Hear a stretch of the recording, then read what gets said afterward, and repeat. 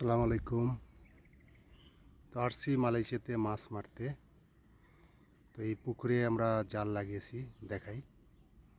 এখানে কারেন্ট জাল লাগিয়েছি। এটা একটা পাহাড়, এই যে পাহাড়, পাহাড়ের পাশেই যে সুন্দর একটি পুকুর। তো এখানে আমরা জাল লাগিয়েছি, দেখি কারেন্ট জাল। তো দেখি কি মাছ বাজেছে, সন্নি করে দেখি। কিছুক্ষণ আগে আসলে এই জায়গা দিয়ে লাগিয়ে গেছি আমরা। ও মাছ বাজিছে, এই যে দেখতে পাচ্ছেন ফলি মাছ। এই যে ফলি মাছ বেজেছে,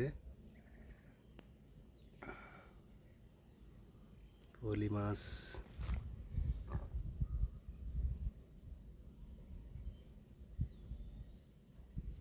দর্শক, বলতে বলতেই এখানে জাল আমরা লাগানোর কিছুক্ষণের ভিতরেই দেখুন এই যে ফলি মাছ, অলরেডি ফলি মাছ, এই যে ফলি মাছ বেজে গেছে অলরেডি ফলি মাছ বেজে গেছে। আর এখানে অনেক বড় বড় পুঁটি মাছ এবং বিভিন্ন রকমের মাছ আছে।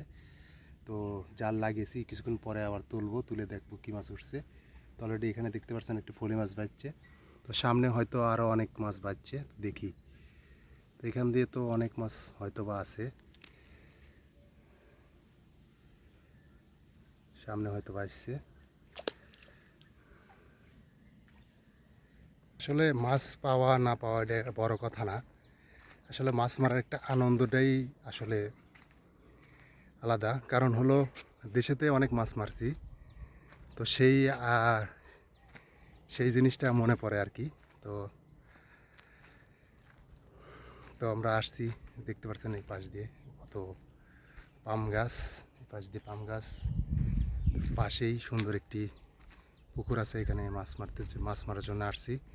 তো এই পাশে হলো নারকেল বাগান, এই পাশে বিশাল একটি নারকেল বাগান, আর এই পাশ দিয়ে সব পাম বাগান।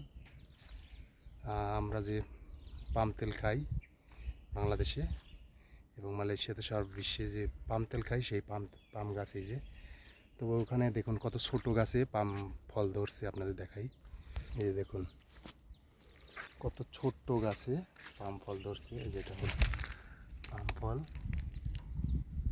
এই যেখানে অলরেডি পেকে গেছে। এটা হলো পাম ফল, এই যে এটা হলো ফল, এখানে পাইকে পড়ে গেছে এই যে ফল,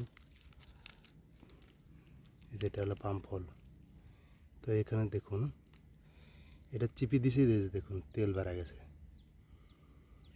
চিপি দেওয়ার মাঝেই তেল বেড়া গেছে। কত ছোট গাছে দেখুন ফল আসছে। তো এই যে দেখতে পাচ্ছেন এই যে পাম ফল, এই যে দেখুন, এই যে আমার হাতের ভিতর তেল, এটাও পেকে গেছে, একদম পেকে গেছে। তো মালয়েশিয়াতে আসলে বেশিরভাগই পাম ফলের বাগান। ডোরিয়ান এবং পাম ফল, এই দুটেই হলো মালয়েশিয়াতে বিখ্যাত। ডোরিয়ানের দামও প্রচুর, পাম ফলের দামও অনেক। সব মিলিয়ে দেশটি অনেক সুন্দর মালয়েশিয়া। সবাই ভালো থাকুন, সুস্থ থাকুন, আল্লাহ হাফেজ।